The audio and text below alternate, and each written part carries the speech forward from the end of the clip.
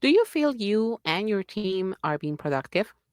Are your hours spent on a lot of work? You feel that at the end of the day, you have not achieved what you really needed to do? Or do you spend your time putting out fires? Today, I will show you techniques you can use now for you and your team to become more productive.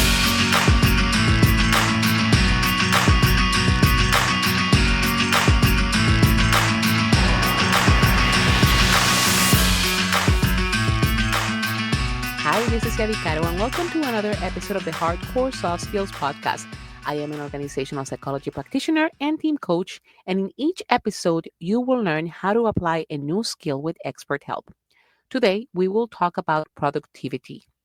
First of all, let's define productivity because productivity is not about keeping busy at all.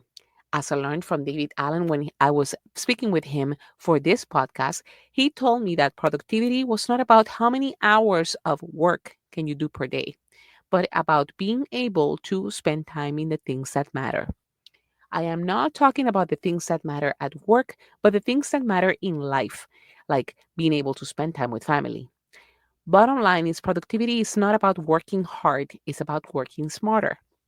I'm going to show you some techniques, tools to manage how you do the work. But here are the first steps you need to define before you adopt any technique. Why is this so important? Because otherwise, you end up still focusing on the little things with a very effective technique. First, define what a productive day, week, month means for you. Have a big picture of what this looks like, even if it seems unachievable at the time. Is it working 2 hours on that project, 2 hours on focus deep work, having daily time to spend with customers and engaging with them? Is it having 1 hour per day for exercise? Is it having the ability to leave work done by 3 p.m.? If you are a team manager, is it ensuring meetings do not take like over half of your day? Think about an ideal situation and compare it with metrics to what is it looking like now. Take a look at your calendar now and tell me, how many hours each week are you spending on meetings versus deep work? I know, scary to look at it, but necessary. Otherwise, we just follow the same path. And judging by the fact that you are listening to this episode, is that things are not going so well in terms of productivity. Next is to be clear about the high priorities for yourself and for your team. In one of my skills coaching episodes, I showed some techniques for this. So before you apply any productivity technique, you know what is priority, not the task, but by the overall goal. Define the goals and then what tasks derive from that particular goal. Capture those and have those written, especially if you are working on a team. Third is that since we are talking about capturing, you need to define what tool you will be using to capture the to dos and the goals. You need this component to keep you accountable. Please do not rely on like random sticky notes or random notes on a notebook and brush it off by saying, I am good, I have good memory.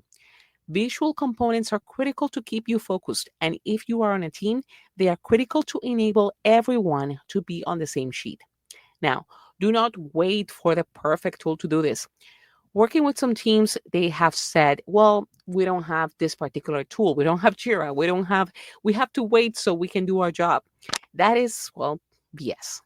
You can start with what you have. There are many tools online like Trello, Kanban boards you can use. If in person, a whiteboard may do the trick. We can perfect the method as we go along, but make sure you have a place to plan the to dos and big goals it is supporting. So now that you have taken these three steps of defining what productivity looks like, what are your priorities, and having some tool to track your work, let's talk about these productivity techniques. One is the 3-3-3 method.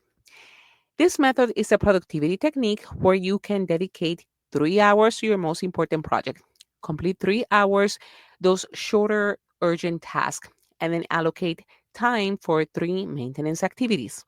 The point here is that you do not neglect important projects because you are always focused on the urgent stuff.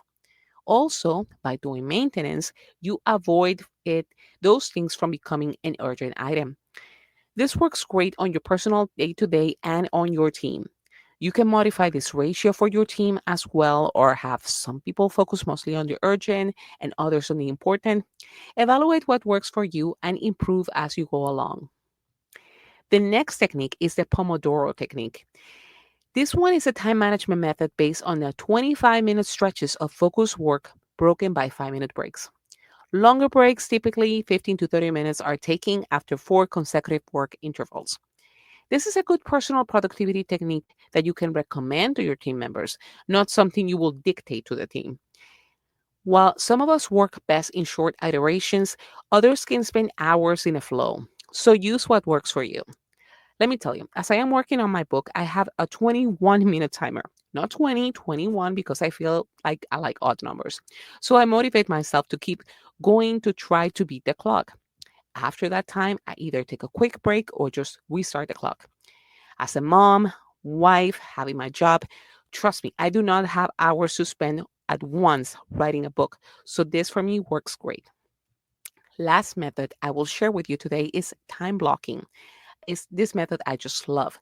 Time blocking is a technique where you divide your day or week into specific time blocks for particular tasks of the same type or objective. This is very effective because it helps prevent multitasking, which we think we can do, yet research shows most of us fail at it. Personally, I use it for to group my work for different clients. In the morning, I work on all items related to one client, and in the afternoon, I can be working on all activities related to a workshop. Or another example is allocating specific times for your day for answering email. As a team, you can implement in subtle ways like adopting block times weekly for meetings and blocking others for no meetings. The key here is to respect the time allocation, and once the time block is done, you are done. Otherwise, your work will keep trickling to the other time block you had allocated for separate activity. You can adopt and adjust the time based on your needs.